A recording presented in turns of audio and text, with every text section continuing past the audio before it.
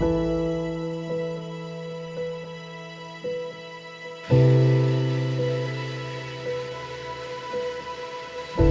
back to the channel.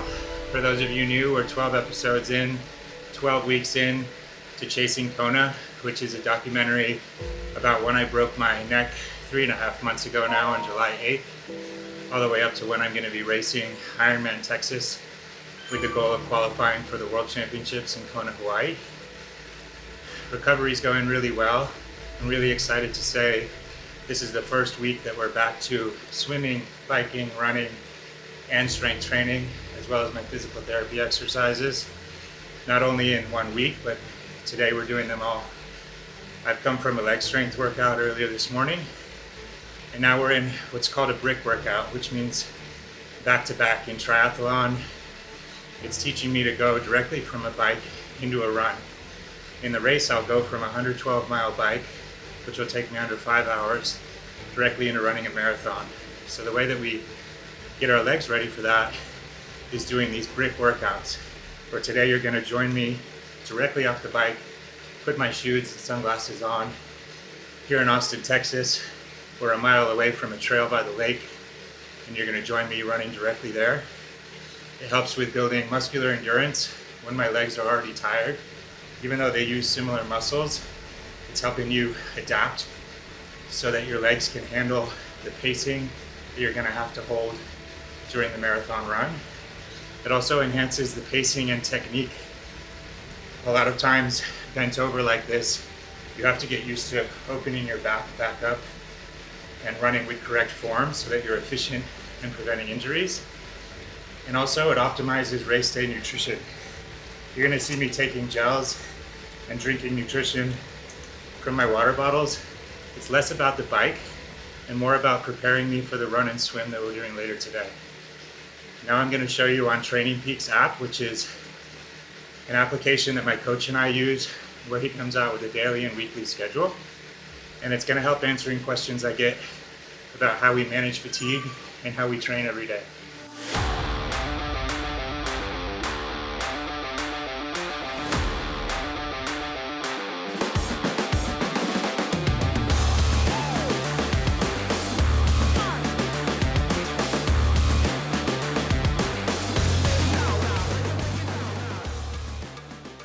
So this is what the calendar on TrainingPeaks looks like.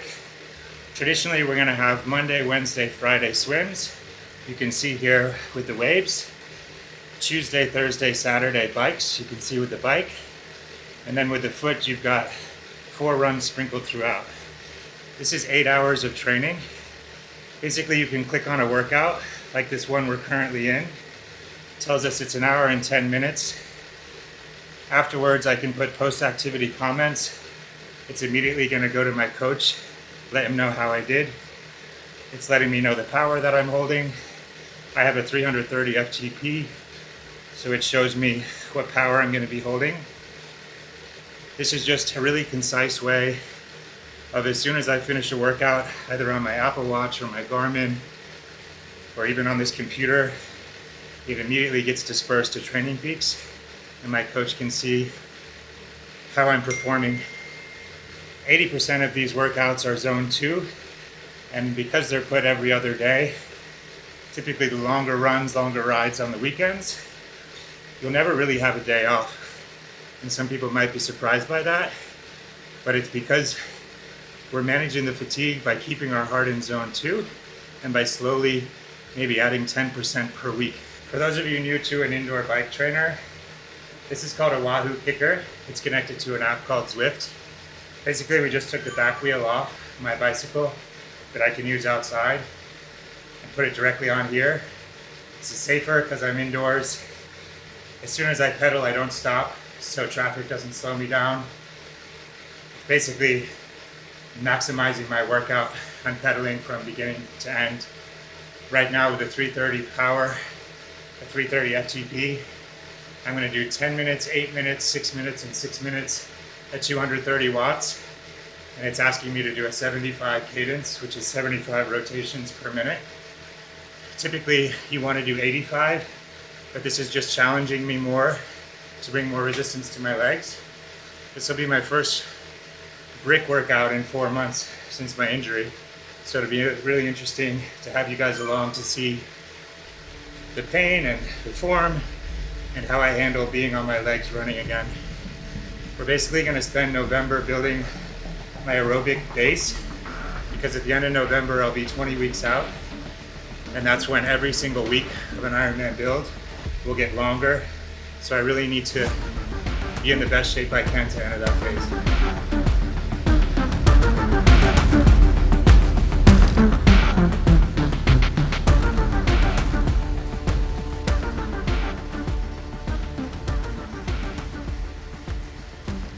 Right here you've got my current miles per hour. This is the total miles gone. This is the elevation, 33 minutes into the workout. Right now we are riding at 230 watts for the next 8 minutes at 75 RPM, which is my cadence. So this is telling me it's a little fast, so I just slowed down so it's in the window. This is my heart rate. On the left side shows me what I've completed with the gold stars. I'm on this 8 minutes, and I'll have a 2-minute slower, lower watts, then do 6 minutes hard, 2 off, 6 minutes hard, cool down, and we're finished.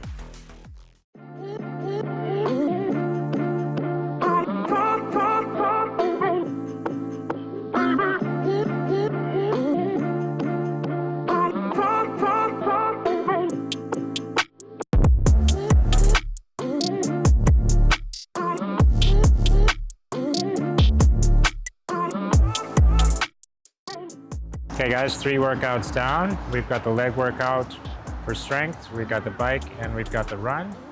We stopped in at Two Hands. It's an Australian cafe, one of my favorite places in Austin for food.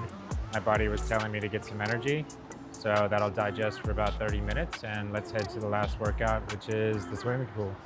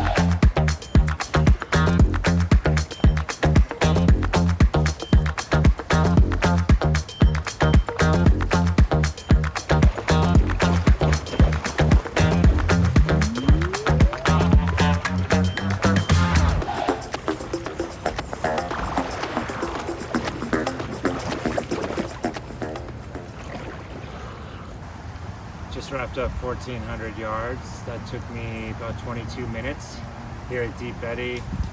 One of my favorite things about Austin, Texas is we did the bike, the run, the swim, all in the same area, in the same bubble within a mile of each other. I can swim and get right back on the trail right now, either on my bike, on my electrical bike, on my run. Just an amazing place to do triathlon training. Just wanted to say how happy I am after this injury to be able to do all three sports plus the strength training in one day. On a weekly basis now, I'm able to do all of the training I love to do. Definitely on the swim today with the kickboard, I still felt my thoracic is limiting me, as well as my neck mobility from the breathing. I'm able to do it, just not quite at the flexibility that I would like to, but it's just a good way to highlight the work that I need to do in physical therapy and in my strength training for my neck, just to be able to get the mobility and the endurance that I'm going to need in order to do a 2.4 mile swim for my Ironman race.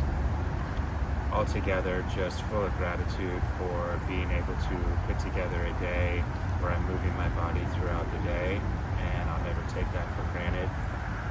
Today you saw in the swim, single arm drills are really good for me as a beginner. Keeping my arm out while my other arm is coming around is something that a lot of beginners struggle with. So holding a kickboard in front of yourself is a great way just to mandate it stays out there, as well as at some point your arms should both be out, and that's called the 11s drill, and it allows me to keep my chin tucked. Having my flippers on today really helps my body get up on top of the water. So you'll see I train with some really elite swimmers who are top performers, and they're still starting every single swim with a kickboard and with fins, with paddles. So ego death was a really important part of Ironman training and triathlon training for me, where I just had to let go of what pace I'm holding or comparing myself to other people, and instead just keep showing up for myself, keep making progress every single day. I don't care if I look silly with a snorkel and flippers and kickboard. If that's allowing me to get more familiar with what it feels like to be in the proper position on top of the water, then that's what I'm going to do.